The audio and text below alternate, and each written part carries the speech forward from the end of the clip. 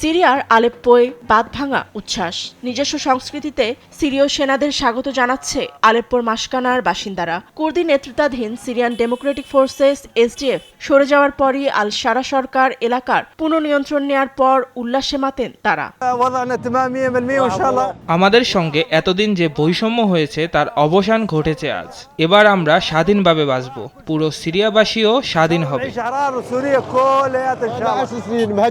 সাবেক president Bashar আল আসাদের অধীনে 10 বছর বাস্তুচ্যুত ছিলাম। এরপর এসডিএফ এর অধীনে আমরা তাদের এখন পরাজিত করেছি। সেনাবাহিনীর শক্তিতে নতুন সিরিয়া গঠিত হবে। এখানেই থেমে নেই সিরীয় সেনাবাহিনীর অগ্রযাত্রা। ফোরাত নদীর পশ্চিমে মাসকানা গ্রামে শক্ত অবস্থান নিয়েছে এসডিএফ। নিয়ন্ত্রণাধীন রাক্কা শহর দখলে নিতে জোরে সোরে প্রস্তুতি নিচ্ছে তারা। রাক্কার তাবকা শহর দখলে নেয়ার দাবিও করেছে আল শারা সরকার।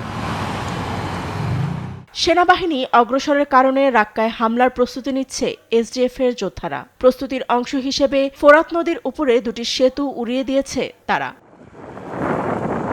উত্তর সিরিয়ার দের হাফের শহরে দুটি গুরুত্বপূর্ণ তেলক্ষেত্র থেকেও কুর্দি পিছু হটার পরই দখলে নিয়েছে সেনারা।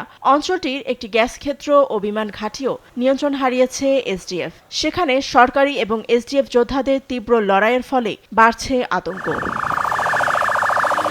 এ পরিস্থিতিতে সিরিয়ার স্বায়ত্তশাসিত উত্তর ও পূর্ব সিরিয়ার প্রশাসনের বিরুদ্ধে প্রত্যাহার সংক্রান্ত চুক্তি লঙ্ঘনের অভিযোগ এনেছে এসডিএফ। তারা বিবৃতিতে জানিয়েছে, শান্তিপূর্ণ সমাধানে না চেয়ে সামরিক পথে হাঁটছে সেনাবাহিনী। ফাতেমা তাসনিম, নিউজ ডেস্ক, দেশ টিভি।